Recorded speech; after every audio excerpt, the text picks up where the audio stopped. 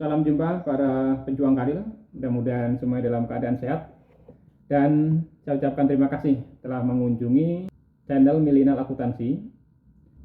Pada kesempatan ini saya akan mencoba untuk menjawab beberapa pertanyaan yang muncul di salah satu video YouTube saya tentang trik mudah menyusun karya ilmiah. Bagi yang belum menonton videonya bisa silakan saudara lihat pada video yang ini. Dan salah satu pertanyaan yang muncul dari mahasiswa adalah, Pak, saya semester 7 jurusan manajemen, bekerja sebagai sales obat nyamuk King Kong. Kira-kira judul apa ya Pak yang cocok untuk karir saya? Dalam menentukan judul karya ilmiah, tentunya kita tidak boleh lepas dari bidang keilmuan kita ya. Karena salah satu dari pengajuan judul karya ilmiah adalah sesuai dengan keilmuan prodi. Jadi dari pertanyaan mahasiswa ini sudah cukup bagus, karena dia menyebutkan jurusan yaitu manajemen dan tempat bekerja yaitu sebagai sales obat nyamuk King Kong. Ada beberapa mahasiswa yang bertanya dia tidak menyebutkan jurusan dan tidak menyebutkan tempat kerja. Jadi saya bingung harus memberikan solusi apa gitu.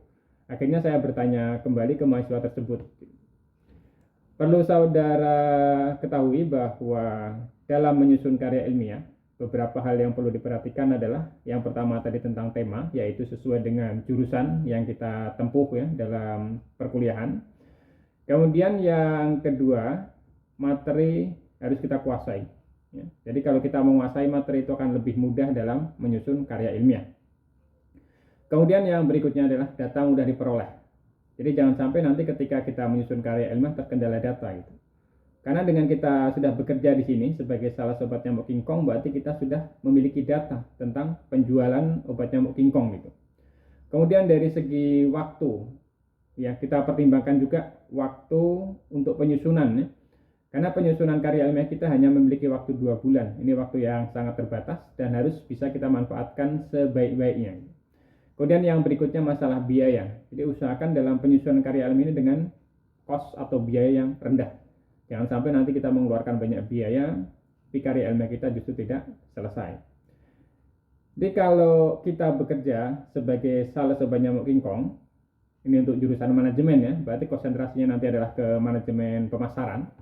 Kita bisa mengambil judul analisis strategi pemasaran obat nyamuk King Kong pada PT XYZ, karena di sini tidak menyebutkan nama perusahaannya.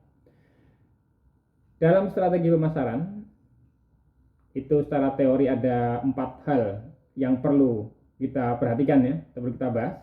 Yang pertama yaitu dari segi produk, kemudian dari segi harga, kemudian dari segi tempat dan promosi.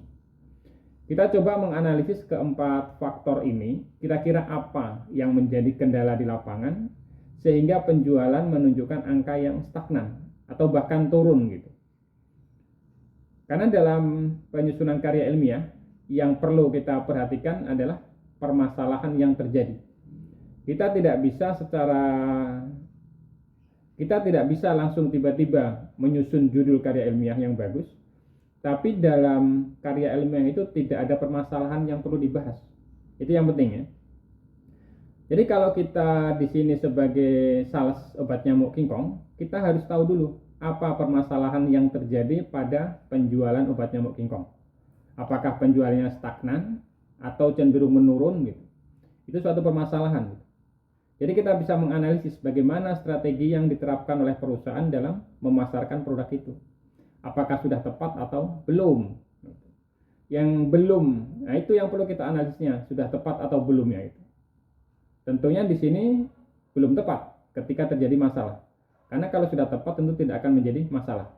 Jadi kita bisa menganalisis pertama dari segi produk gimana, kemudian dari segi harga bagaimana, karena kita tahu perusahaan itu banyak saingan gitu. Kemudian dari segi tempat bagaimana, dan dari segi promosi gimana gitu.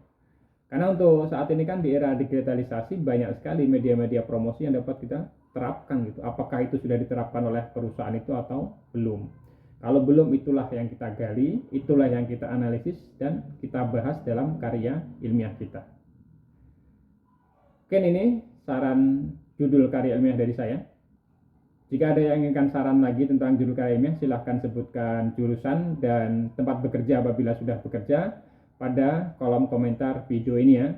Tapi jika saudara belum bekerja juga sebutkan, karena nanti saya bisa mengarahkan saudara untuk menggunakan data sekunder. Data sekunder itu data yang sudah tersedia oleh pihak ketiga. Kita bisa memanfaatkannya untuk penyusunan karya ilmiah kita ya. Itu tentunya secara gratis dan juga waktunya sangat efisien. Karena apa? Data itu sudah terkumpul, kita tinggal mengambil data saja dan mengolah menjadi hasil penelitian dan menyusun karya dan melakukan analisa dan jadilah karya ilmiah. Ya, terima kasih.